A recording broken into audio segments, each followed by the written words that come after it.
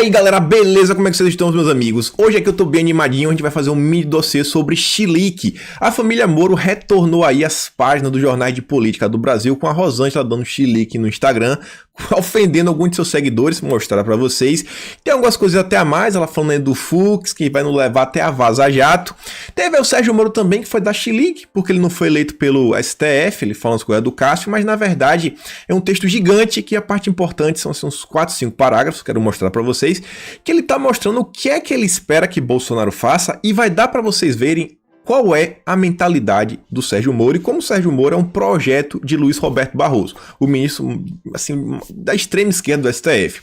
Vamos lá também no antagonista, porque além de defender a família Moro, rolou aí uma fusão, uma mudança no quadro societário. O antagonista meio que não é mais dono do antagonista, mas continua sendo, vamos explicar para vocês, porque agora fez uma parceria com o filho do Lema, sabe o Lema, aquele senhorzinho que patrocinou os políticos, uma Tabata Amaral, os políticos da nova esquerda do Novo. A gente também vai falar aí sobre o STF. O Fachin quer proibir Bolsonaro de escolher reitores. Isso daí tem muito mais coisa, tem ligações com a Lava Jato, tem uma questão do Aras até que vale a pena a gente pontuar. Tem o Rodrigo Maia, sim, esse deu um chilique, gente, perdeu completamente as estribeiras, vou mostrar até pra vocês o vídeo. Recebeu uma pergunta do Cláudio Dantas numa live, saiu no meio da live, o Cláudio Dantas ficou assim sem entender nada, explicar aqui pra vocês o que tá acontecendo. Tem umas noticinhas boas ao longo do vídeo e tem umas coisas preocupantes, assim, preocupantes não, tem uma coisa que realmente sim, é pra abrir o olho. Felipe Neto, sempre ele aí, o novo articulador aí da esquerda, aglutinador, trouxe aí um texto da Intercept que eu acho que vale a pena a gente ler para pontuar algumas coisas. Faz várias críticas a Bolsonaro, aquela coisa de sempre, só que tem umas passagens interessantes que a esquerda tá fazendo autocrítica de si mesmo. O Felipe Neto já começou a fazer, falando questão do PT, das eleições, como o PT não quer aceitar, sabe, dividir os louros, isso está sendo um problema. Tem mais coisas agora. A gente ainda tem uma questão do professor Olavo de Carvalho, o Sleepy Giants agora está pressionando um grupo canadense para tentar fazer um PagSeguro, remova o professor Olavo da plataforma. Tem umas coisas também da esquerda que a gente falou ontem, a questão até do Che Guevara, que eu falei, pô, ninguém ia falar disso, e ao longo do dia Bolsonaro falou, o Cássio falou, tem muita coisa. Vamos começar já da família Moro. Mas para falar de Moro, a gente tem que falar do antagonista, que é basicamente a mesma coisa, aquela mídia amiga. Então vejam só, gente. Ontem aí, o Diego Mainardi, se pudesse aí, né, vivia segurando assim naquele lugar de Sérgio Moro, né, um verdadeiro puxa-saco. Vem aí com seu a mini chamada, né, porque quando escreve no antagonista é uma chamada para você ir ler a matéria completa na Cruzoé, que ninguém lê. E ele fala o seguinte, a quarta via. Lá vou eu saber o que é quarta via, o que é quarta via, eu não sei. Aí você vai ver o texto. Jair Bolsonaro enganou o eleitorado dizendo que Sérgio Moro saiu do governo porque pretendia se candidatar a presidente. Eu não acho que Sérgio Bolsonaro falou isso, ele falou, na verdade não falou nada. Quem saiu foi Sérgio Moro. Sérgio Moro saiu, deu lá aquele chilique dele, reclamou um monte de coisa, o Bolsonaro falou, cara, esse cara aí tá nem pro Brasil. Rolou o vídeo da reunião ministerial, diversas coisas, e depois de um tempo, quando ficou claro que o Sérgio Moro tinha interesses políticos, Bolsonaro começou a fazer essa questão. Ele quer concorrer. Então, não é bem assim. Aí, olha o que o antagonista vem e fala. Na verdade, foi o contrário. Sérgio Moro foi chutado do governo. Peraí. Quem foi que trouxe uma matéria até similar? Acho que foi a CNN, que falou que Bolsonaro demitiu Sérgio Moro. Já é a segunda vez, na mesma semana, que eles estão distorcendo uma história que não tem ainda 6 meses completo. Completa 6 meses esse mês. Mudando a história, falando o contrário. Sérgio Moro pediu demissão, eles estão falando que foi Bolsonaro que demitiu Moro, foi chutado do governo. E por que Moro foi chutado? Olha só, como revelou a Cruzoé em agosto do ano passado, Bolsonaro já havia fechado um acordo, olha a história do acordão, com o STF e com os delatados da Odebrecht. Aqui é possivelmente como eles querem atribuir o Centrão, para aniquilar a Lava Jato. Será mesmo que foi por causa disso? Garantindo impunidade para si e para seus cúmplices. Gente, são 30 anos no governo, 22 anos aí, sei lá, 22 meses sem corrupção no governo federal, impunidade para si. Cara, eu até entenderia se falasse que era impunidade por Flávio, por rachadinha, como eles gostam de falar, por fraquejada, qualquer apelido, para sua família. Agora, para si, o que é que Bolsonaro fez? Mas o que importa é a narrativa. A narrativa, sempre a narrativa. Aí, por que essa chamada é a quarta via? Nesta semana, Janaina Pascoal disse que Sérgio Moro pode representar a quarta via em 2022. Para quem ojeriza da primeira via, que é Bolsonaro, eu não sabia que era a primeira, da segunda via, que era Lula, da terceira via, seja ela quem for, ou seja, nem o Mainardi sabe o que é a terceira via, a quarta via parece ser uma escolha natural, mas falta um tempo danado até lá. Então, tipo assim, ele primeiro fala que Bolsonaro tá acusando o Moro de querer ser candidato. Já não basta aquelas reportagens antigas, lá de maio, junho, da Cruzoé falando, nasce um candidato, nasce aí um possível candidato a presidente, falando de Sérgio Moro. Aqui ele vai mais uma vez falando, ó, falta só um tempinho para Sérgio Moro poder ser presidente. Mas ele atribui isso daí a uma teoria da conspiração de Bolsonaro. Não tinha como esperar isso menos, né, do Diogo Mainardi. E aí, Sérgio Moro, para a coisa agora começar a esquentar e ficar interessante. Nosso projeto de Barroso. Sérgio Moro aí tem tudo para ser, sabe, mais de esquerda. Talvez não sei se vai ser mais de esquerda que o Barroso realmente é ferrenho. Mas é realmente um baita de um progressista, principalmente dentro do ramo jurídico. Isso aqui só vai comprovar, inclusive, a dissertação a tese, não sei como é essa tese, acho que é tese, né? Doutorado é tese. A tese de doutorado dele. Matéria, Cruzoé, de novo, a execução em segunda instância, o Sérgio Moro. Aí tem uma matéria, né? Leia o último artigo dele. Lá vou eu ler o artigo. Tinha um monte de coisa. Ele contando da história dele enquanto juiz, de quando ele estava no gabinete, ele recebeu a notícia do ilustríssimo, que não está mais entre nós agora, o Zavascki, o Teori Zavascki, queria ver o entendimento dele na questão de segunda instância. E ele falava lá como foi o processo da segunda instância, depois que reviram o entendimento, a questão do caso do Lula. Fez um texto gigante, aí levou para emocional, falando, porque isso daí só ajuda o rico. Sim, realmente só ajuda o rico, porque o pobre não tem dinheiro para ficar recorrendo. Aí falou várias coisas.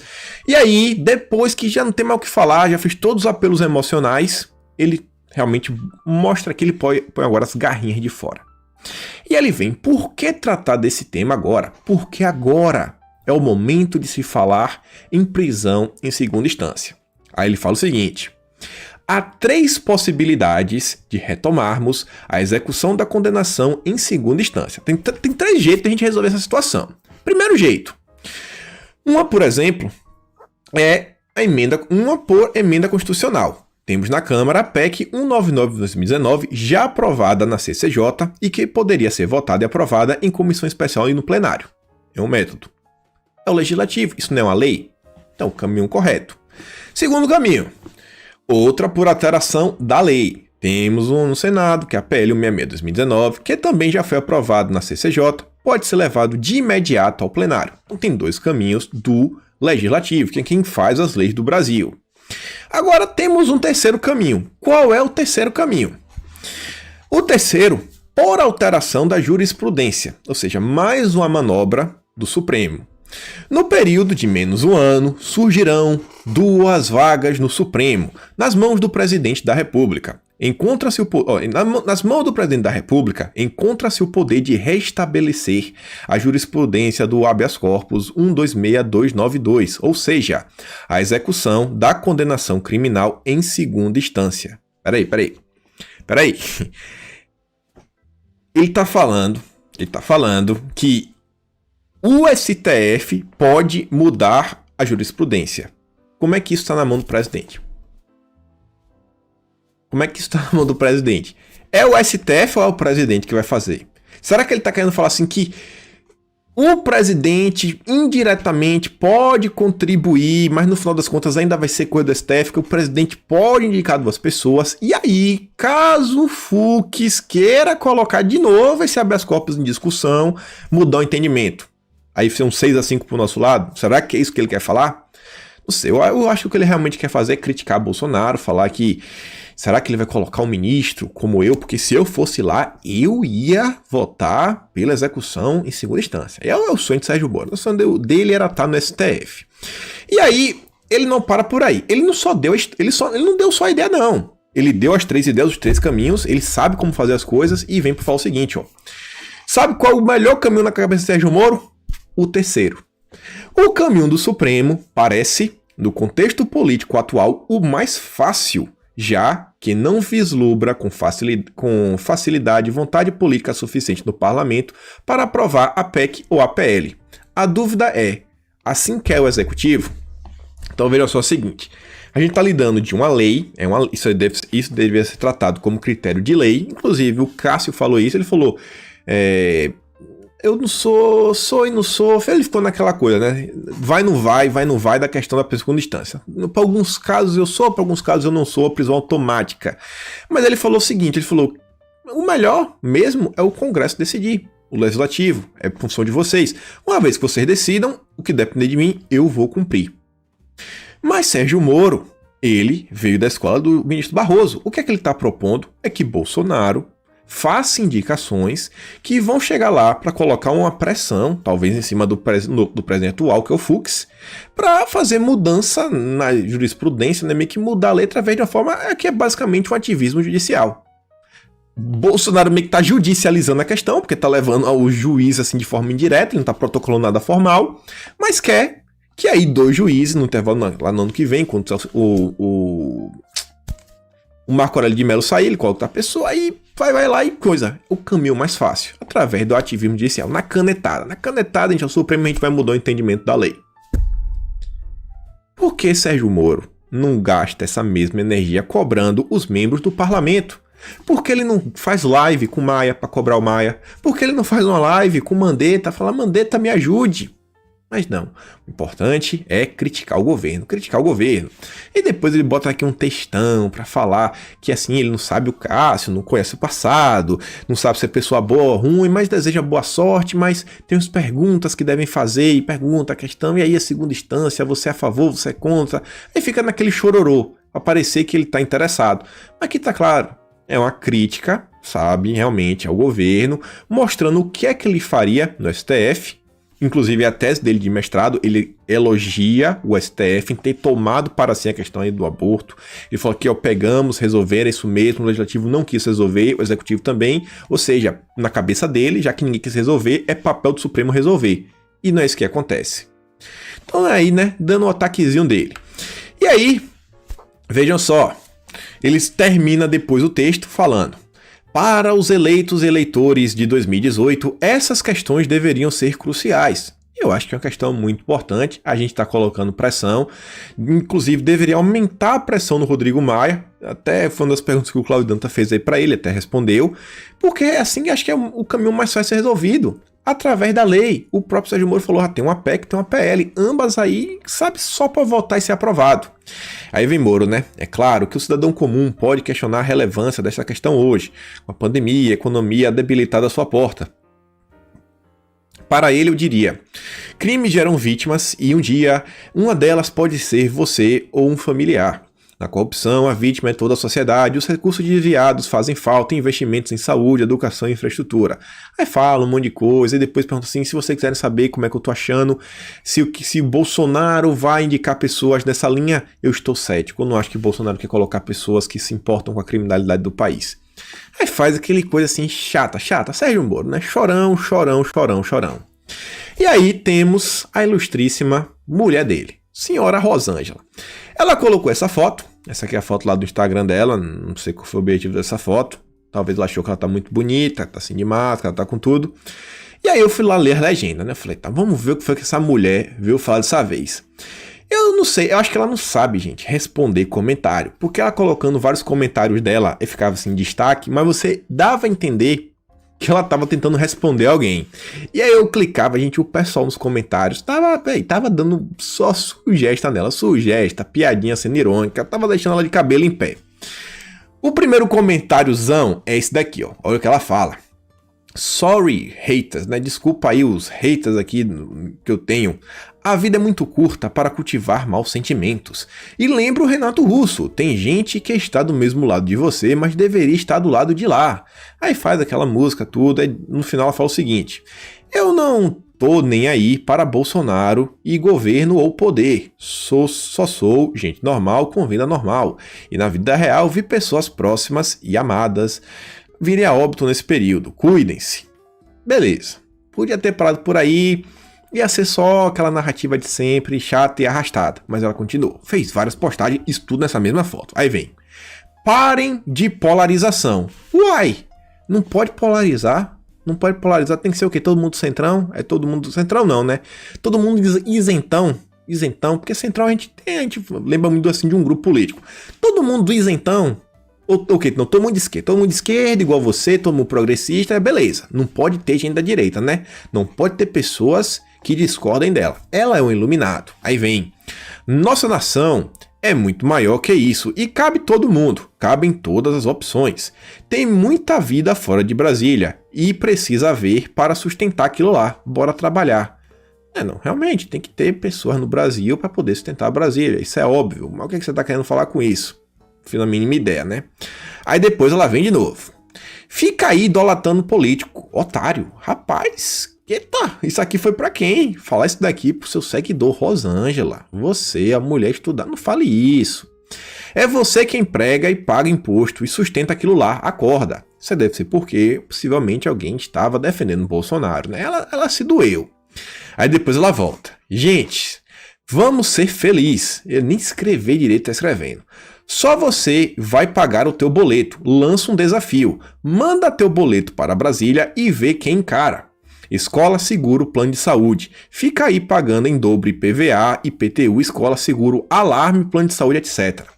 Gente, isso aqui eu marquei algumas palavras, porque eu acho que a senhora Rosângela, ela não tá entendendo algumas coisas. Por exemplo, será que ela sabe que no Brasil a gente tem uma população que não é assim muito abastada, não tem muita condição de ter muitas coisas? Tipo assim, escola particular, cada dia que passa, é um luxo muito grande, sabe? Seguro é pra quem tem carro. E às vezes tem gente que tem um carro, às vezes não consegue, não bota seguro, eu acho até imprudente, mas o cara é complicado. Plano de saúde, meu Deus, tem escola particular, seguro, plano de saúde, alarme. Quem é que paga? Alarme é o que é isso daí? Eu não sabia nem que existia. Tem o que? Uma conta mensal agora para alarme, para que cerca elétrica?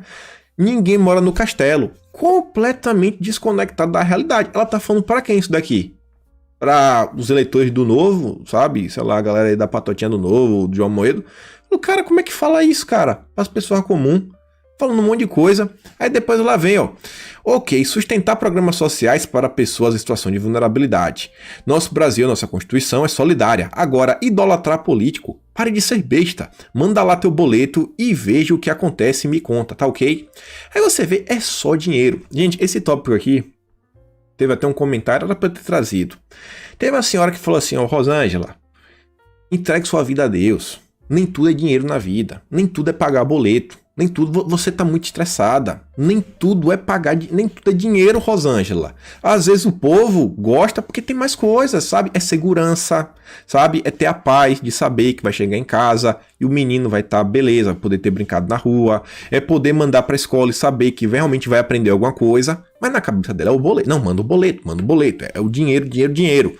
Aí vem de novo, ó. Feliz em saber que tá todo mundo feliz, com boletos em dias, com salários em dia, com expectativas de prosperidade. Feliz por vocês. Paguem simples e DARFs em dia. Agora ela tá falando pro grupo de empresários, tá? Ela tá achando que quem tá reclamando dela são os empresários. Depois vai, sai daqui então, otário. Aí vem, vamos acordar, nós pagamos aquilo lá. O mínimo que nos devem em troca é probidade. O governo não tem probidade? É olhar vulneráveis, é entender que o Brasil é heterogêneo e que cabe todo mundo. Chega de confundir o Brasil com religião. Nosso país é enorme e cabe todo mundo, cabe em todas as crenças, cabe em todos os gêneros. Rosângela, isso aqui é progressismo, moleque. Essa ideia de esquerda, essa palavra é complicada. Cabe em todas as crenças e escolhas, nosso país é um só. Vamos olhar para nosso lado e manter o meu desafio. Manda lá teu boleto. Então é só a questão do dinheiro. Ela ficou nessa daí. Mas beleza, além desse chilique dela, teve uma coisa que foi interessante. Isso aqui que foi interessante, né? Quer dizer, não é aqui ainda, que é só Lula falando, né? Que Moro tá querendo ir para os Estados Unidos para não explicar as mentiras que ele contou aqui. É aquele momento que eu começo a até concordar com Lula, né? Porque realmente tá cada dia mais difícil olhar para Sérgio Moro de forma séria. E aí o pessoal fez até que uma chargezinha, botando o Sérgio Moro enquanto juiz, ministro, prints pra Globo, entrevista pra Folha, coluna da Cruzoé. Tá regredindo, né? Cada dia que passa tá pior. E aí, galera, Rosângela, ela fez outra postagem. Aí eu falei, rapaz, pera aí, isso aqui é interessante. Ela colocou uma foto de Fux. Aí lá fui eu lá, né? Ler o que ela tava falando. Ela coloca: In Fuchs we trust, que nossa Suprema Corte seja uma corte constitucional. O sonho encheu a noite, extravasou pro meu dia, encheu minha vida, e é dele que eu vou viver, porque sonho não morre. Que seu sonho seja nosso sonho, ministro, que sua presidência seja profícua, que seus votos sejam justos, que a sua pauta seja para ir bem do Brasil, deve ser para o bem do Brasil. E ainda botou a hashtag. Isso é um texto meio complicado de ler. Ficou animada, né, com Fuchs. Ficou muito animada. Aí eu falei, cara, essa frase, vocês lembram de quando foi essa frase? Vocês lembram quando foi essa frase? Vai deixar muita coisa assim, até de forma interessante. Tem até um assunto nebuloso esses dias que eu mostrei pra vocês. Mas essa frase do In Fuchs we trust, isso daí veio da época da Vaza Jato, tem que matéria foi de São Paulo explicando, né? Essa frase foi aí, ó, diz Moro a Deltan em mensagem sobre ministro do STF. Aí vem que o procurador, Deltan Dallagnol, relatou na troca de mensagens, que aí o pessoal do Intercept conseguiu, que Fux declarou que a força-tarefa da Lava Jato poderia contar com ele para o que precisar. Então é parceiro da Lava Jato, lavajatista. Segundo o editor do site, o Deltan, que é no caso do Demori, Deltan disse a um grupo de procuradores: caros, conversei com o Fux mais uma vez, hoje, reservado, é claro, reservado, olha, é sem ninguém saber. O ministro Fux disse que quase espontaneamente que o Teori fez queda de braço com o Moro e viu que se queimou, e o que o tom da resposta do Moro depois foi ótimo. Lógico, o Sérgio Moro tinha a imprensa amiga do lado dele, né? Tinha um antagonista para dar aquela força. E aí você vê, né? E continuou. Disse para contarmos com ele para o que precisarmos mais uma vez. Só faltou, como um bom carioca, chamar-me para ir à casa dele. Mas os sinais foram ótimos. Falei da importância de nos protegermos como instituições, em especial no novo governo. Falando tudo aí, né? Com Fux, já vendo o futuro dos lavajatistas. E aí, a seguir, de acordo com Demori, Deltan encaminhou o relato também para então o juiz Sérgio Moro, hoje ministro da Justiça do governo Bolsonaro, e Moro leu a mensagem e falou: excelente, em Fux we trust. Então, em Fux nós confiamos. E você vê a Rosângela toda feliz, contente, sorridente, o Deltan, Moro, todo mundo falando disso. O Fux, ele está aí agora como presidente do STF, teve até um bate-boca com o Gilmar, falei com vocês, falei assim que não sabia ler muito bem essa situação, mas agora com essa foto da Rosângela e essa matéria da Cruzoé comemorando, eu fico me perguntando até onde isso daí realmente foi em prol do Brasil, né? A conversa foi o quê? O que foi que aconteceu? O Fux, tipo assim, meio que todo mundo chegou do almoço, deve ter comido uma comida muito boa, sentou lá no STF, e aí pegou um monte de gente de surpresa, com a mudança regimental, que agora os processos criminais lá da segunda turma, não vai ter mais segunda turma, vai ser tudo agora em plenário. Todos os processos criminais vão ser julgados em plenário. Não vai ser aquelas votações de 3-2, sabe, 5 pessoas votam. Vão ser os 11 ministros que irão votar. Aí o Gilmar Mendes falou que isso é um absurdo, que ninguém contou pra ele, que essas coisas têm que ser discutidas com antecedência. E aí eu falei, rapaz, não sei, pode ser bom, pode ser ruim, pode realmente diminuir a impunidade, mas ao mesmo tempo vai congestionar o STF. Uma coisa é certa, o antagonista, quer dizer, a Cruzoé aqui, né, a mesma coisa, tá comemorando. Olha só, a resposta de Fux. No dia que só ainda botaram lá, urgente, Fux decide isso, aquilo, outro, afronta Gilmar Mendes, uma vitória para a Lava Jato, que vinha assim, né, desidratada pelo governo. Rosângela, também aí feliz, contente, sorridente, inclusive usando a frase do marido dela.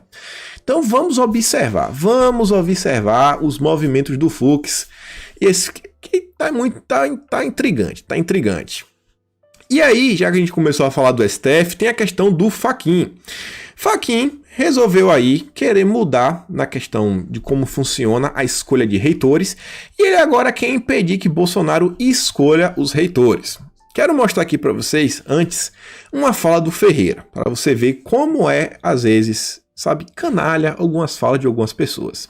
Esse rapazinho aqui era muito amigo do pessoal da MBL, não sei se ainda era, tem aí inclusive vídeos com Arthur, Fábio Rapa, aquele cara lá que fez lá vídeo com o Nando Moura, ele tem vídeo com o Nando Moura também, o Ferreira. Aí ele fala o seguinte, isso aqui foi da live de Bolsonaro, a última live aí polêmica da quinta-feira. Bolsonaro disse em sua última live que está indicando caras do PCdoB, PSOL e PT para cargos em reitorias de universidades públicas. Mas não podemos criticar, senão o PT volta. Peraí. Bolsonaro, para quem não assistiu a live, ele falou o seguinte, gente, existe uma lei, que inclusive o Abraham tentou derrubar, que o presidente é obrigado a escolher um dos 3 candidatos da lista tríplice. E aí o Bolsonaro falou o seguinte: às vezes a lista tríplice são 3 pessoas do PSOL. É PSOL, PT e PCdoB. As faculdades estão tomadas. Então eu tenho que escolher o menos pior. Então às vezes eu tenho que escolher o cara do PSOL. Às vezes eu tenho que escolher o cara do PCdoB. Às vezes o cara do PT. Foi isso que o Bolsonaro falou. É uma lei. Ele só pode escolher entre 3 opções. E ele falou, na maior parte do tempo, todas as 3 são ligadas a partidos de esquerda. Mas o Ferreira tá nem aí. O negócio é a narrativa. O pessoal da nova esquerda. E aí, vejam só como é que as coisas funcionam no STF. O Arthur, inclusive, falou do Fachin, falou que isso é um absurdo. O posicionamento do Fachin, porque ele mudou. Antes de Bolsonaro ele tinha um entendimento, agora ele tem outro, mas isso aqui não é aleatório. O Fachin é um exímio também apoiado da Lava Jato, acredite se quiser, vocês estão vendo. Entrando no lugar do Teori Zavascki. E como um lavajatista, ele adora, né, um ativismo judicial. Ele quer mudar a lei, quer mudar toda hora a seu belo prazer. Um perfil chamado Fact Checker fez essa imagem aqui bonita, toda organizadinha. E ele coloca o seguinte, ó: sem o presidente Bolsonaro, qual era o entendimento do Fachin antes e agora com Bolsonaro? Aí ele fala, ó: antigamente, o ato de nomear ou reconduzir um reitor de universidade é prerrogativa do presidente, dentre os que figuram na lista tríplice. Não há hierarquia e o presidente pode escolher livremente o nomeado, ou seja, entre os 3, o presidente pode escolher qualquer um. Aí agora, o Fachin está falando o seguinte: a nomeação de reitores e vice-reitores atenda concomitantemente aos seguintes requisitos. Primeiro, ater-se aos nomes que figurem na lista tríplice e aqui ele por segundo, e terceiro, recaia sobre o docente indicado em primeiro lugar na lista. Ele quer falar agora que assim, não é mais entre os 3. Vai ter que ser escolhido o primeiro lugar. Não tem mais liberdade para escolher entre os 3 primeiros. Tem que escolher o primeiro lugar. Vai ter que escolher o primeiro da lista. Tá tirando do presidente um de seus poderes. Está reduzindo o poder do executivo. Tentando aí enfraquecer o presidente. Sabe?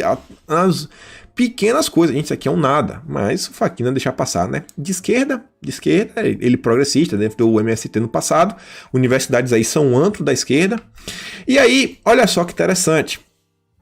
Isso daí que está acontecendo nas universidades, isso também, essa ideia, já, assim, também existe em outros setores e eles também estão tentando emplacar algo similar. Para a PGR, todo mundo viu no passado, tinha uma lista tríplice, mas Bolsonaro rasgou a lista e escolheu Aras. Ele falou, cara, eu vou escolher quem eu quero, eu vou escolher quem eu quero. E o pessoal não gostou. O pessoal, não pode ser assim. E você vê como são as coisas na vida. Tudo é um processo. Para você chegar no ponto que você retira o poder do presidente, primeiro tem que ter uma lista tríplice. Primeiro você retira a livre escolha por completo, você impõe a lista tríplice, você finge que tem 3 opções, que nem que você que escolhe, e depois, o primeiro da lista vence.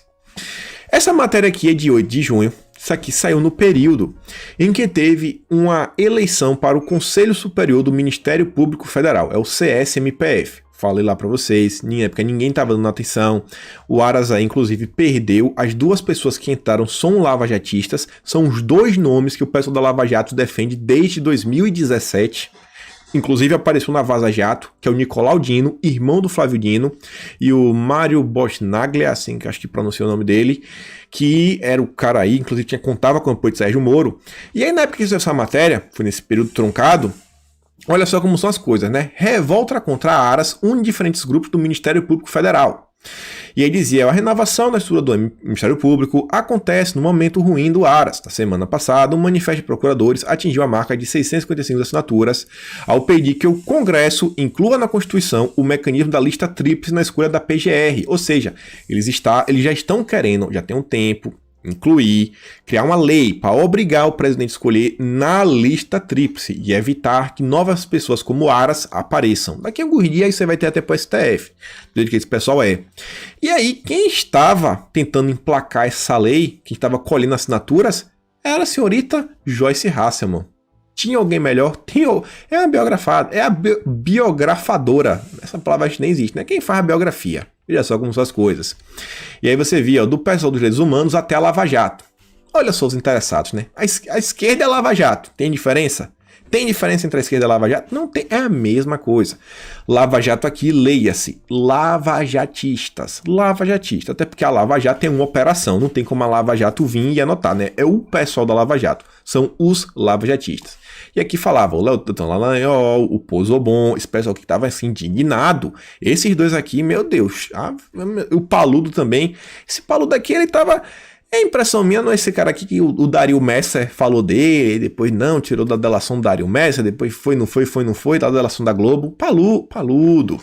E eu sei que o Pozzobon e o Dallagnol que estavam lá chorando, que a Lindora queria pegar aqueles dados lá em Curitiba. Aí você vê como são as coisas, né? E aí, ainda sobre o Fachin, vejam só, ele também votou para que o TCU não fiscalize a OAB, que a OAB não precisa prestar contas. Ele fala que não, que isso, que aquilo. Ele fala, ó, a OAB não se volta tão somente às finalidades corporativas, mas possui, ao revés, finalidade institucional. Aí fala um monte de coisa, blá blá blá, Rosa Weber votou do mesmo jeito. E aí a matéria fala o seguinte, ó, dessa forma, ambos entraram em conflito com a posição do relator do caso, o vice Marco Aurélio de Mello. Conforme ele, embora a OAB não seja ente estatal, é entidade pública, de natureza autárquica, portanto, tem de submeter-se à fiscalização do TCU. Mas Fachin, né? Fachin protegendo os amiguinhos advogados. E aqui ainda para falar do STF, veja como são as coisas. Gilmar Mendes aí, olha o evento lá no IDP, né?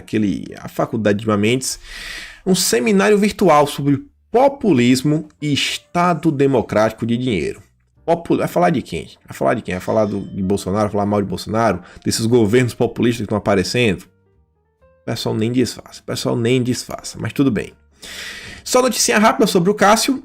O Bolsonaro já enviou a nomeação agora para o Senado, que ainda não tinha enviado, já estava em diário oficial, mas para o Senado não tinha chegado. E quem vai relatar o caso aí, a indicação, vai ser o Eduardo Braga, que inclusive, se eu não me engano, ele até convidou o Bolsonaro a compor o MDB lá, não teve nenhuma coisa, mas...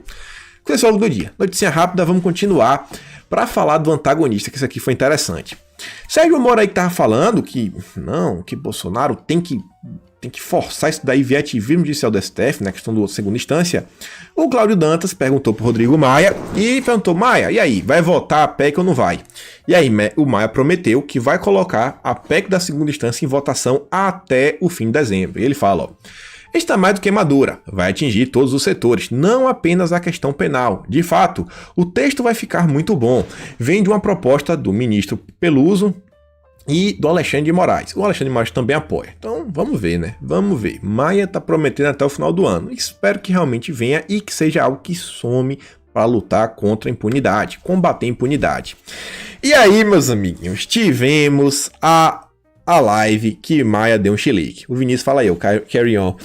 Chilique. Rodrigo Maia perde as estribeiras com pergunta de procurador, pede respeito ao Cláudio Dantas e deixa a entrevista. Por que será que as perguntas incomodaram tanto o presidente da Câmara? Assim, não está falando de probidade.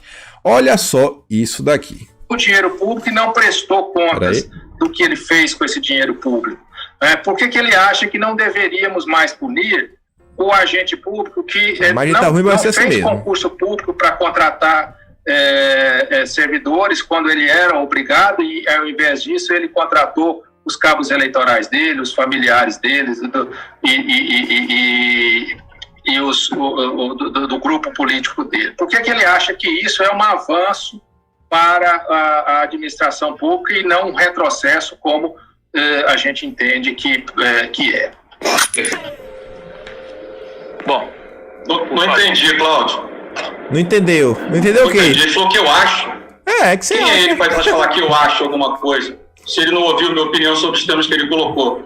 Eu acho que você fez uma pergunta completamente equivocada, Cláudio. Faça a pergunta você sobre improbidade, por favor.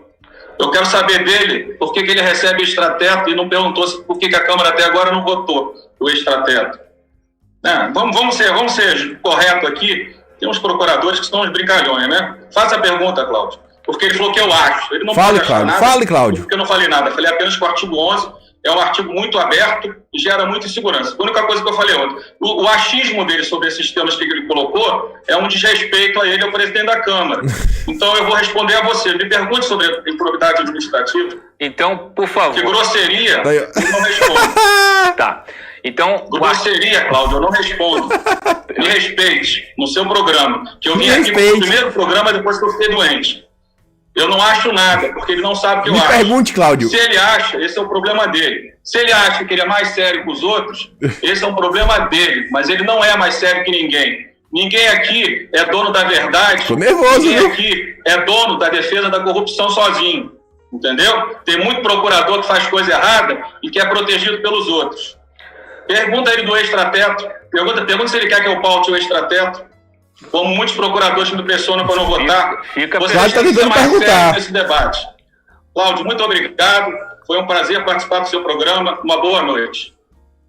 Peraí, presidente. Uai.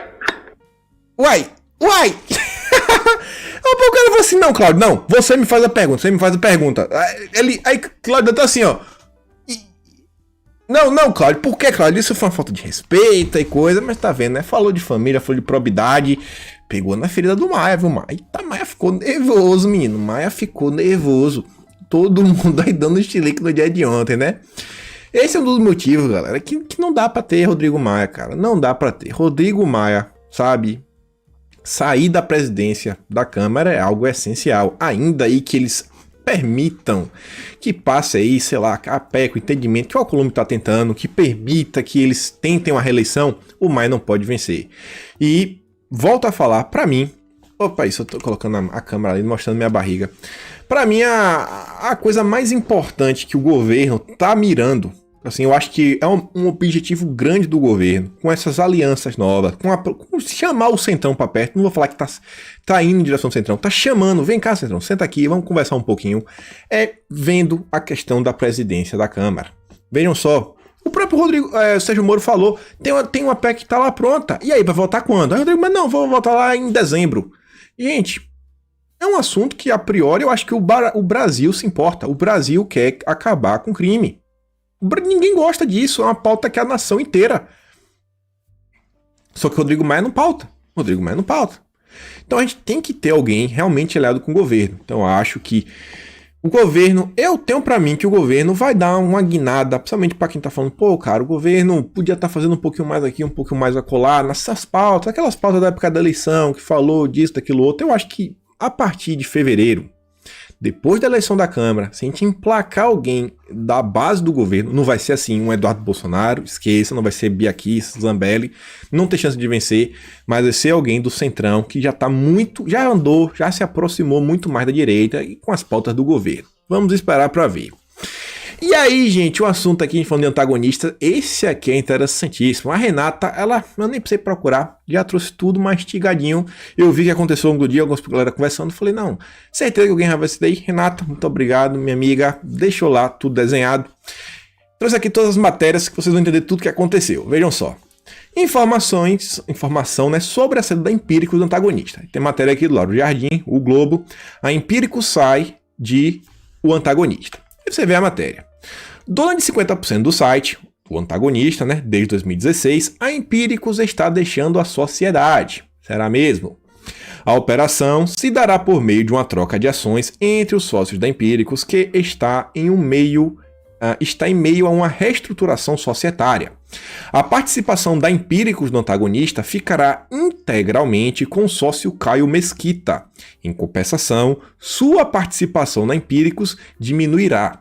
No mesmo movimento, os sócios Felipe Miranda e Rodolfo aumentam suas respectivas fatias. Os outros 50% do antagonista continuam com Diego Mainardi e Mário Sabino. Ou seja, nada mudou. É só a razão social. Não tem mais o nome Empíricos. Vou até mostrar aqui para vocês. Ó. Isso aqui é um print do episódio 188, que vocês não podem mais assistir. Eu vou mostrar para vocês em breve o que aconteceu. Nem que eu coloque mais... Você não pode assistir, você não tem acesso. Quem morar no Brasil não tem acesso. Aqui, né, o nome fantasia aqui, o nome empresarial do antagonista, né, Cruzoé, a empresa que é a Maré Clauso Publicações. E você vê, ó, Caio César de Arruda Miranda, ele já estava aqui, cara. Ele já estava aqui. Você vê, ó, ele é quem responde pelo Empíricos. Ou seja, só tirou o nome da Empíricos e deixou o cara. E o cara continua com as ações da Empíricos. É só para desassociar, sabe, o nome da Empíricos do antagonista. Não, olha só, Empíricos e antagonista não tem nada a ver uma coisa com a outra.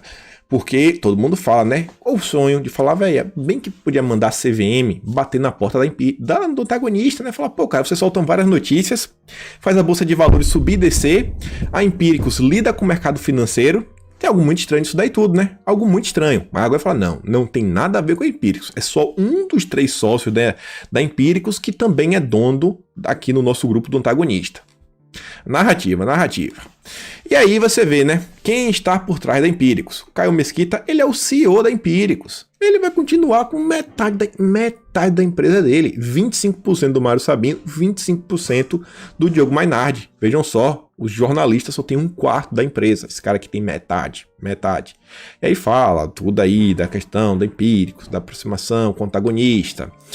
E aí a Renata depois explica o que foi que aconteceu. Não vou mostrar a matéria, vou só dar o resumo que vocês vão conseguir entender. Mas foi uma movimentação, uma nova parceria empresarial.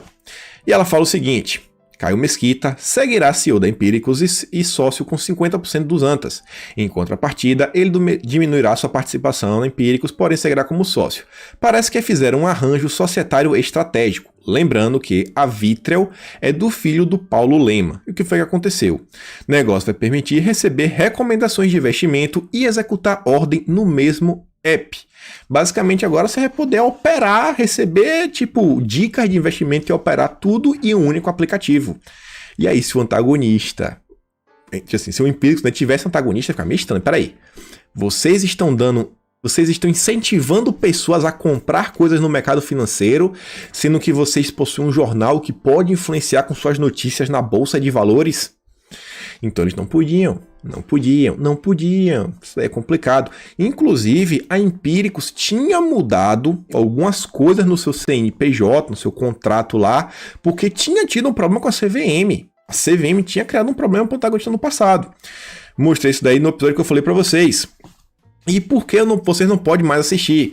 Porque foi o único episódio, realmente, que eu tenho aqui no canal, que eu recebi uma notificação aqui, uma notificação legal, que proibiu, eu só recebi, não tem nem como recorrer, que não pode ser exibido no Brasil. O vídeo aqui, que era o dossiê Empíricos. Moro saiu dessa vez. Mas quem é Empíricos? A dona do antagonista e Cruzoé. Era um vídeo, falava de várias coisas. E engraçado que nesse vídeo eu já falava do início dessa parceria que estava para se desenhar com a Vitrel, que na época era o seguinte, Lema Empíricos, uma combinação improvável, mas bilionária. Paulo Lema, filho de Jorge Paulo Lema, é sócio da Vitrel, gestora que está umbilicamente ligada à casa de análise de investimentos de Felipe Miranda. Saiba como essa parceria foi fundamental na captação de 2,6 bilhões. Então você via, já falava. Política brasileira, né? Todo mundo junto misturado. Depois a gente não entende como são as coisas, né? Mas tava lá, gente. Tá tudo desenhado. Isso aqui foi de abril. Abril, se eu ter esse vídeo aqui, achei 2 dias antes da demissão de Sérgio Moro. Foi naquele período. Agora faz tudo mais sentido, né? Continuando aqui agora, avançando. Só dar uma noticinha rápida pra gente entrar na esquerda, pro vídeo não ficar muito longo. Trump voltou a subir o tom contra o país lá dos amigos do Dória, falou, foi culpa deles. E eles vão ter que pagar um alto preço por tudo que eles fizeram a esse país e ao mundo. O negócio aí tá esquentando. Olha o peso das eleições presidenciais americanas. E aí, falando em eleição, teve um debate lá cancelado. Por quê? Porque lá o pessoal falou que não, questão de saúde, tem que botar aqui, vamos fazer de forma virtual. Fazer uma live, basicamente. Então, não vou fazer isso daí. Mas você tava doente. Falou, cara, eu não tô mais, tô de boa, tô curado. Não, melhor não. Aí, a comissão disse que cancelou o evento para garantir a saúde e a segurança de todos os envolvidos. Vá, né? Vá. Não é para beneficiar um dos lados. O importante é a narrativa. E aí, falando a coisa mais opositora, né? O cara aqui, o responsável pela história do imperialismo americano, imperialismo yankee, esse aqui realmente propagou essa ideia, que foi o Che Guevara. Aqui são 3 prints do vídeo de ontem, mostrei pra vocês, mostrando que são assuntos que tem muita gente aí perdendo tempo com treta, quando muita coisa tá acontecendo, e uma das coisas era a questão do Che, mostrando que desde o Evo Morales, ao presidente de Cuba, ao PCdoB no Brasil, fazendo aí suas homenagens, eu falei, cara, e aí, cadê a galera da direita pra rebater isso daí? E Graças a Deus, Carluxo veio aí a público falar, ó, hoje é a data do aniversário do falecimento aí do Che, ídolo dos partidos do Foro de São Paulo. E aí ele coloca um discurso do Che na ONU que, cara, pesadíssimo. Não tem como você ler isso aqui e falar, cara, esse cara é do bem. Não tem como. Bonorinho veio também na voadora, ó, fala aí do cara, o comunista Che, né, cujo legado só inspira gente que gosta de fazer coisa errada, gente que gosta de substâncias complicadas e o pessoal da esquerda. E depois fala um monte de coisa, fala assim, ó, o seu fim, o comunismo perdeu força na América Latina, mas voltaria via Foro de São Paulo, o qual seguimos combatendo. E ele fala que hoje tem Brasil e Bolívia, né, o joguinho de futebol que teve. O Abraham também veio a público mostrar, né, as incoerências da questão do Che, mostrando, ó, cara, diz que luta tanto, sabe, contra contra o capitalismo, mas andava com Rolex, 50 mil reais, 50 mil reais, é isso mesmo, no braço. Mostrava que o amigo dele, o Fidel usava um em cada braço, sabe? Tem 2 braços, com 2 relógios. Mas as inconsistências da esquerda. E aí outra inconsistência, né? Como são as coisas. Marcelo D2 tá falando que ele tá desiludido, tá triste com o Rio de Janeiro. E ele vai se mudar. Ele quer se mudar pra Califórnia. Olha só, né? É sempre para os Estados Unidos. Eles criticam tanto, mas na hora de mudar de país é sempre o mesmo lugar. E aí um assunto importante, o Sleeping Giants, falei no vídeo, aqui não tem muito o que explicar, mais uma vez continua aí na sua tentativa de calar o professor Olavo, tirar toda a sua forma de sustento, ele se sustenta através de suas aulas. Eles já conseguiram remover o PayPal, o patrocínio do PayPal não tem mais, e agora estão tentando tirar o PagSeguro. Aí você vê, ó, Sleeping Giants, movimento que mira financiamento de sites que disseminam desinformação. Isso aqui são as palavras do Sonar. O Sonar que falava que eu ganhava 100 mil reais por mês. Meu Deus, eu queria tanto ganhar 100 mil reais por mês. Enviou uma carta, ó, nem convertendo de dólar para real da 100 mil, nem pé, oh meu Deus, 100 mil reais. Enviou uma carta a um fundo canadense que controla parte das ações do PagSeguro, pertencente ao Grupo UOL. Mandou lá pro fundo. Eu falei, não, rapaz, esse fundo aí deve ter muito dinheiro no PagSeguro, realmente vai ser uma pressão grande. Aí você vê, né? E reclama do Leandro Carvalho. O movimento alerta, no texto obtido pelo Sonar, que o ideólogo de direita dissemina discurso de ódio e mensagens falsas sobre a pandemia e outras coisas. Gente, peraí. Texto obtido pelo Sonar. É só isso. Será que não tem um cheirinho que o Sleeping Giants mandou de propósito? Que deve ter procurado aí acho que é esqueci o nome, alguma coisa, Marlon Couto, alguma coisa assim, o nome do cara que escreveu a matéria. Procurou no Twitter e falou, cara, isso aqui, a gente vai fazer isso daqui, ó, publica isso daí pra gente. Obteve como? Como foi que a Globo, o Sonar, que é quem tava fazendo essas reportagens sobre os Sleeping Giants, é o grupo Sonar, como foi que eles obteram esse texto? Interessante, né? Parece que são amigos. E aí esse grupo que eles mandaram tem 2,44% das ações. Tome providência, inclusive, deixe de investir na companhia caso ela se recuse a suspender o pagamento. Olha como são as coisas, gente. Por ideologia, eles preferem ver uma empresa brasileira, que é a PagSeguro, que vários empresários utilizam, que essas pessoas percam, sabe? A empresa fecha as portas, às vezes, sei lá, por perder 2,5%, às vezes... Eu não sei, às vezes pode ser uma grande parte do capital de giro, isso daí às vezes pode ser um impacto, sabe, para a imagem da empresa. Mas não, o importante é, sabe, a ideologia, é a perseguição. Isso daqui com a Sleeping Giants, isso daqui é aqueles temas que a direita não pode dormir no ponto, a esquerda não para. E aqui que tem um texto que, rapaz, isso aqui me deixou de olho aberto, e vou mostrar para vocês. Por muito tempo, a esquerda aí, sabe, insistiu em ficar falando abobrinha até o momento que ela falou, peraí, a gente perdeu, a gente tem que entender porque a gente perdeu. Isso daqui tá me parecendo o que aconteceu na década de 60. A esquerda perdeu, o Jango não conseguiu implantar o país comunista que ele queria, teve aí a revolução, né, popular, os militares tomaram poder, e a esquerda falou, pô, a gente perdeu, a gente vai ter que fazer alguma coisa. E a gente vai fazer o que agora? E aí eles pensaram todos aí que veio toda aquela revolução cultural. E aí a Rosana, ela vai e fala assim, ó, olá Felipe, talvez te interesse essa minha coluna. Ela também contém hiperlinks para pesquisas do tema no Brasil. Ela manda pro Filipinho, o Filipinho dá um RT, né? Compartilhou o texto dela, texto do Intercept. Olha o título. Política é show business para pessoas feias. Tem umas coisas interessantes já nos 2 primeiros parágrafos. Eles estão falando mal do Enéas e fala o seguinte, ó. Durante minha infância, nos anos 80, escutava com frequência as pessoas falarem que queriam Silvio Santos presidente. A Xuxa também teria seu lugar na política, nas eleições de 89. Eles não concorreram, mas não faltou diversão na propaganda eleitoral. De Marronzinho a Enéas, todo mundo tinha o seu cômico de estimação. Enéas era um cara cômico? Sério mesmo? Cadê o respeito, cara? E fala, ó, Enéas, por sinal, foi o deputado mais votado da história do Brasil por um bom tempo, superado posteriormente pelo comediante Tiririca. Aí, tipo assim, pra falar, não, só um comediante pra pegar outro comediante, né? Um cara cômico. Cara, Enéas foi muito disso, né? Enéas, até hoje você vê o vídeo do Enéas, você vê o cara muito lúcido. Numa época a gente não tinha internet, não tinha redes sociais. Pra obter qualquer conhecimento, você tinha que pegar, ficar lendo. Não tinha nem aquelas barras de busca de Google, de facilitar, ou seja, num artigo específico. Tinha nada de ler o índice. Muito mais complicado.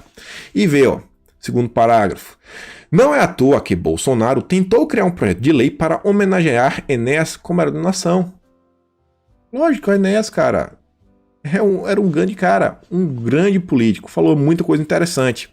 Posição ocupada por apenas 41 personalidades brasileiras, como Santos Dumont e Getúlio Vargas. Apesar de Enéas ter sido eloquente com as palavras e Bolsonaro ser um incapaz nesse aspecto, os dois têm muito em comum. O que é que tem em comum?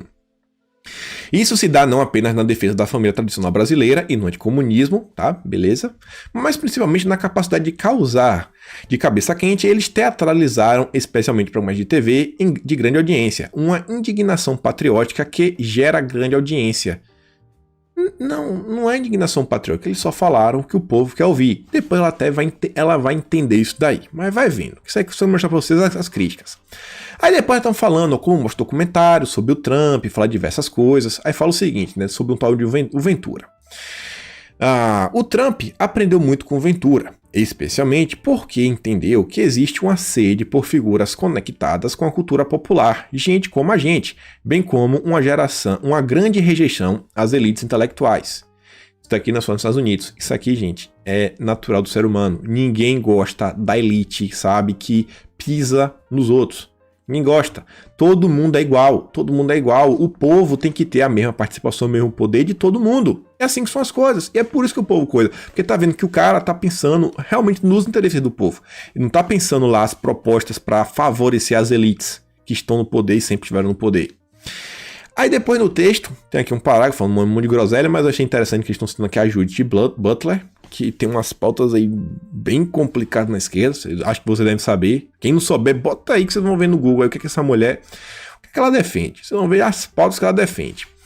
E depois faz assim um texto que eu falo assim, cara, meu Deus, como está desconectado da realidade.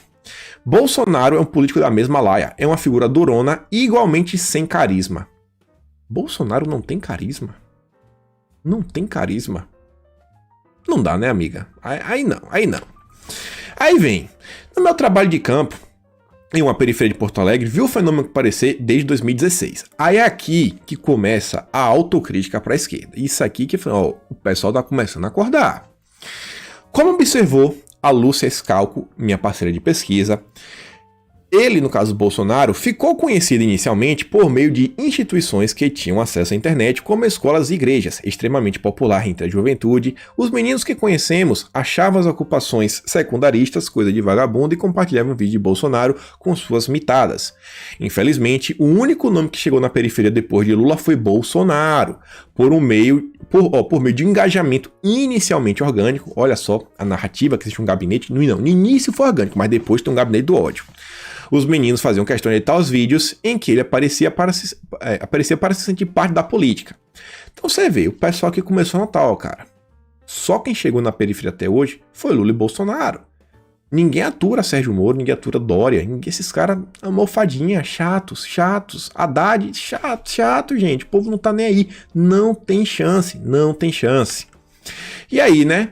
Por fim, diante de todo esse cenário de pão e circo, é ainda possível tirar algumas lições para a esquerda. E aí que você vê, ó. Boa parte de seus analistas e seus principais líderes não viram o fenômeno do Bolsonaro crescer e quando viram, desdenharam. Isso daqui é o que a gente fala, né? O que a gente chegou por aqui, graças a Deus, porque nossa oposição não é inteligente. A gente não tem, assim, uma oposição inteligente que tá vendo o que tá acontecendo. Eles resolveram ignorar. E ignorar nunca é o caminho correto. E ela fala o seguinte depois, ó.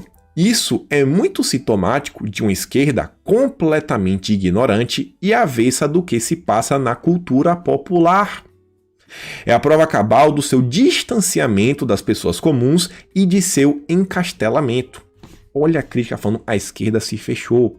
A gente tem que furar a bolha, a gente tem que voltar pro público e a gente tem que atingir a massa. Quem aqui tem 40 milhões de seguidores? Diariamente aí tem mais de 10 milhões de views. É um rapaz chamado Felipe Neto? Os artistas, por que os artistas são tão importantes? Por que o Felipe Neto, ele tá falando que é hora de todos os influenciadores se posicionarem colocando pressão? Será porque os influenciadores conversam com o público, diretamente com o público? Olha aí, a esquerda tá acordando. Se a direita ficar de treta, a esquerda tá acordando. E na política, um amigo meu me ensinou uma coisa, não existe vácuo, não existe vácuo. Se aparecer um vácuo, esse vácuo será preenchido. E diz, ó, o problema de uma parte da esquerda é achar que representa os interesses do povo, mas não sabe o que se passa na televisão ou no WhatsApp da vendedora de pastel. Olha a autocrítica, falando a realidade, dando uma ideia cheque aí mesmo na cara do esquerdista, falando, cara, vocês têm que acordar. Estava evidente desde 2014 que Bolsonaro tinha grandes chances porque ele era o famoso infame. O que assombra é que poucos viram isso. Não creio que a solução para a esquerda seja adotar a estratégia política de criar líderes e celebridades. Mas entendo que é nosso dever reaprender a nos comunicarmos com o Brasil profundo. Aprender a comunicar. Por exemplo, falar aqui um comentário, a live de Bolsonaro. Quando Bolsonaro fala, pô, a direita burra, isso, aquilo, outro, eu achei um comentário completamente desnecessário. Porque, vamos ser sinceros, gente. Qual é o interesse de Bolsonaro? É falar pra galera, gente, vocês precisam entender que nós estamos num governo de transição. A gente precisa, principalmente nesse momento, acertar a economia brasileira, porque a gente tá vindo de uma pandemia. Então tem algumas coisas que a gente fazer e a gente tá mirando também já a presidência da Câmara. Tem muita coisa a fazer. Não é o momento agora de entrar em algumas pautas. Eu sei que muita gente diz assim, em 2, 3 pautas ao mesmo tempo, não precisa ser só uma coisa de cada vez, eu sei, mas calma que vai chegar o momento. Eu acho que essa é a ideia que ele queria transmitir. Só que a partir do momento que ele usa aquele termo, a direita burra, imagina que você é a pessoa que está criticando o governo. Você ouviu aquilo ali. Você vai... Não, pô, ele me chamou de direita burra, de boa. Agora eu vou parar. Não vai, gente. Na vida nunca é assim. Já ouviu aquele termo? Você tem que pentear o macaco? Tem que pegar o macaco, dá uma penteada. O que foi que teve com você, meu filho? Sabe? Tem que aprender a se comunicar. E essa foi a questão de Bolsonaro. Bolsonaro sempre soube ouvir. Sempre ouvia. Era xingado, reclamado. Quantas e quantas vezes ele foi ofendido pela própria esquerda. Sempre, ó, na maior educação, respondia a todo mundo. Quando era eleitor, quando era político, aí, amigo, era o mito, óculos, mitadas. Maria do Rosário mesmo conhece. Então, a direita não pode... A direita sempre teve a capacidade de se comunicar com o Brasil profundo. Esse negócio de criar grupinho de treta, olha o caminho que a esquerda está tentando traçar, voltar para as bases, se unir, criar uma frente ampla, e a direita tá, não, grupinho, essa gente não presta mais, não presta isso, o Twitter mesmo só é treta, é o mesmo assunto agora o dia todo na timeline. E aí, ó, esquerda não para, Senado Federal, não podemos mais hoje agora a palavra inveja branca, porque inveja branca, olha só, é basicamente algo assim, racista, no final das contas. Não, você não pode usar esse termo, que aí vai ligar pro cu de pele. Não, vai inveja preta significa que é ruim, porque inveja branca é uma inveja que não é tão ruim assim. Eles não esqueceram da linguagem. É linguagem neutra, é todas as formas de controle mental possível. Olha o que tá acontecendo, a esquerda não para. Você vê aqui, ó, Catraca Livre, fazendo uma reportagem do grávido. Você falar mais alguma coisa? Eu vou até mudar isso aqui. Olha aqui a coisa que a gente também tem para olhar, ó. Problemas, São Paulo. Isso daqui porque eu trouxe isso. Ó. Tinha essa praça cheia de árvore bonita. O Covas investiu 100 milhões e transformou nisso daqui. Um corredorzão de concreto. Que no dia de ontem tava assim, ó. Ó o alagamento. Sabe nem drenar a água mais. E tava aqui os engenheiros para olhar e agora vai resolver isso aqui como? Gastou 100 milhões. E gente, a gente tá diante das eleições. Tô vendo várias pessoas criticar o Russomano. O Russomano não vai votar de jeito nenhum. O Russomano, ele é horrível. Tá, ele vai votar no Boulos? Vai votar no Bruno Covas? Então você vai votar no Covas ou Bruno Covas, beleza. Agora, se você não vai votar no Covas, no Boulos, amigo, só tem Russomano. A gente tem que começar a ver que tem uma realidade na nossa frente e aceitar a realidade para tentar tomar a melhor decisão. Então, abre o olho, galera, abre o olho. Notícia aqui rápida, só para gente chegar no final do vídeo sobre pandemia. Cai o número de brasileiros rigorosamente isolados. Acabou, é aglomerar Brasil. Olha a outra aqui. CNN flagra festas clandestinas lotadas em São Paulo. Divulgação acontece por WhatsApp. O povo não tá nem aí. É festa, é gandaia o tempo todo. Rio de Janeiro anuncia a volta às aulas presenciais para agora dia 19 de outubro, mas não é para todo mundo. Nesse primeiro momento é para o aluno do terceiro ano do ensino médio e para a quarta fase do EJA. E um dos motivos disso é visando a questão do Enem, porque esse pessoal vai fazer Enem já desse ano já, né? Agora em janeiro de 2021. E aí diz que estudantes de outros anos deverão continuar com atividades à distância, sabe? Não vai voltar para todo mundo. E depois você vê, né? Falou que cada cidade vai ver se vai voltar ou não, e 6 cidades já falam que não vai voltar. Não, vai voltar. Não vai voltar por quê, rapaz? Não vai voltar porque as crianças têm que voltar a estudar. Após passar para a fase verde, cinemas, teatros e museus da cidade de São Paulo reabrem amanhã. 76% do estado já está na fase verde. Graças a Deus, enfim, Senhor, as coisas começam a voltar ao normal, as pessoas precisam trabalhar. Espero que realmente o povo consiga voltar para o cinema e a economia realmente volte como era antes. E chegamos ao fim do vídeo, só lembrando, eleições. Estamos no ano de eleição, temos que começar a dar o foco. Gente, foco, foco, foco. Não está se discutindo eleição. Tem muito candidato bom, por exemplo, o Bruno Engler, lá em Minas, estava com menos de 5% dos votos. É o candidato de Bolsonaro, porque eu garanto que muita gente ainda não conhece ele, lá de Belo Horizonte. Pô, a galera de Belo Horizonte tem que começar a fazer campanha. O pessoal aí que sabe, que tá na cidade que tem, é tomar o Twitter, tomar o Facebook, tomar o Instagram. Gente, temos que emplacar a maior quantidade possível de prefeitos e vereadores. Essa é a meta para esse ano. Então, com isso, fico por aqui, aquele grande beijo e abraço. Quem puder dar aquela curtida compartilhada, tamo juntos e valeu, galera.